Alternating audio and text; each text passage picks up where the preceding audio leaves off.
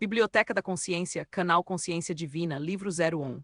3 Iniciados. O Caibalion, Estudo da Filosofia Hermética do Antigo Egito e da Grécia, tradução de Rosabis Camaisar, versão impressa. Editora Pensamento. Introdução. Temos grande prazer em apresentar aos estudantes e investigadores da doutrina secreta esta pequena obra baseada nos preceitos herméticos do mundo antigo. Existem poucos escritos sobre este assunto, apesar das inúmeras referências feitas pelos ocultistas aos preceitos que expomos. De modo que por isso esperamos que os investigadores dos arcanos da verdade saberão dar bom acolhimento ao livro que agora aparece. O fim desta obra não é a enunciação de uma filosofia ou doutrina especial, mas sim fornecer aos estudantes uma exposição da verdade que servirá para reconciliar os fragmentos do conhecimento oculto que adquiriram, mas que são aparentemente opostos uns aos outros e que só servem para desanimar e desgostar o principiante neste estudo. O nosso intento não é construir um novo templo de conhecimento, mas sim colocar nas mãos do estudante uma chave mestra com que possa abrir todas as portas internas que conduzem ao templo do mistério cujos portais já entrou. Nenhum fragmento dos conhecimentos ocultos possuídos pelo mundo foi tão zelosamente guardado como os fragmentos dos preceitos herméticos que chegaram até nós através dos séculos passados, desde o tempo do seu grande estabelecedor, Hermes Trismegisto, o mensageiro dos deuses, que viveu no Antigo Egito quando a atual raça humana estava em sua infância. Contemporâneo de Abraão, e se for verdadeira a lenda, instrutor deste venerável sábio, Hermes foi e é o grande sol central do ocultismo, cujos raios têm iluminado todos os ensinamentos que foram publicados desde o seu tempo. Todos os preceitos fundamentais e básicos introduzidos nos ensinos esotéricos de cada raça foram formulados por Hermes. Mesmo os mais antigos preceitos da Índia tiveram indubitavelmente a sua fonte nos preceitos herméticos originais. Da terra do Ganges, muitos mestres avançados se dirigiram para o país do Egito para se prostrarem aos pés do mestre. Dele obtiveram a chave mestra que explicava e reconciliava os seus diferentes pontos de vista, e assim a doutrina secreta ficou firmemente estabelecida.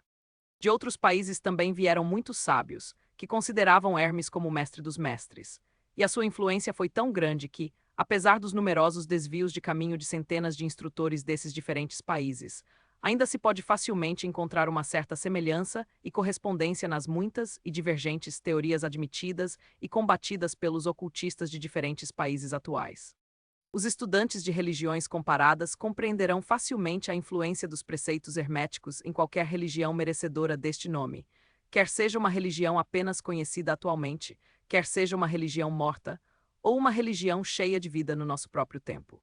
Existe sempre uma correspondência entre elas, apesar das aparências contraditórias, e os preceitos herméticos são como que o seu grande conciliador. A obra de Hermes parece ter sido feita com o fim de plantar a grande verdade semente que se desenvolveu e germinou em tantas formas estranhas, mais depressa do que se teria estabelecido uma escola de filosofia que dominasse o pensamento do mundo.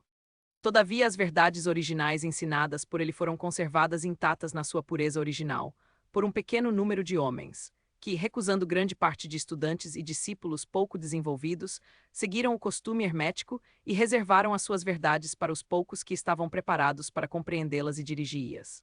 Dos lábios aos ouvidos, a verdade tem sido transmitida entre esses poucos. Sempre existiram, em cada geração e em vários países da Terra, alguns iniciados que conservaram viva a sagrada chama dos preceitos herméticos, e sempre empregaram as suas lâmpadas para reacender as lâmpadas menores do mundo profano, quando a luz da verdade começava a escurecer e a apagar-se por causa da sua negligência, e os seus pavios ficavam embaraçados com substâncias estranhas. Existiu sempre um punhado de homens para cuidar do altar da verdade, em que mantiveram sempre acesa a lâmpada perpétua da sabedoria. Estes homens dedicaram a sua vida a esse trabalho de amor que o poeta muito bem descreveu nestas linhas: "Oh, não deixeis apagar a chama, mantida de século em século nesta escura caverna, neste templo sagrado, sustentada por puros ministros do amor. Não deixeis apagar esta divina chama." Estes homens nunca procuraram a aprovação popular nem grande número de prosélitos.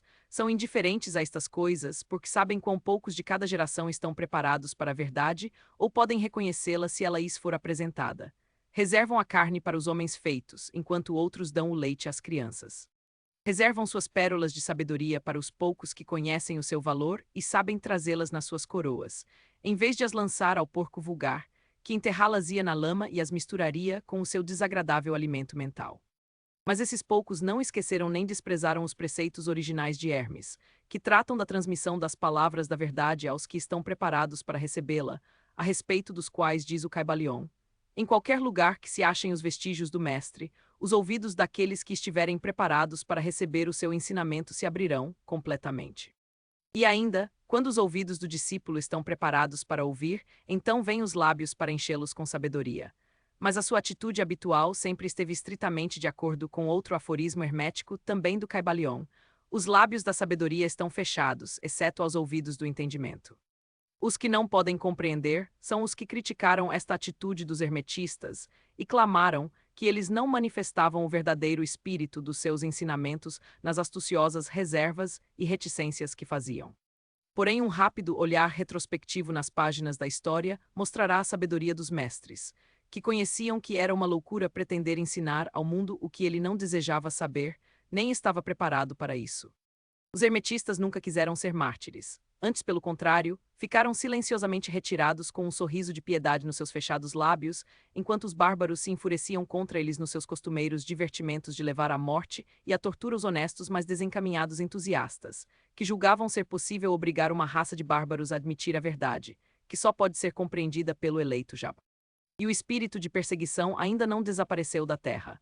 Há certos preceitos herméticos que, se fossem divulgados, atrairiam contra os divulgadores uma gritaria de desprezo e de ódio por parte da multidão, que tornaria a gritar: crucificai-os, crucificai-os.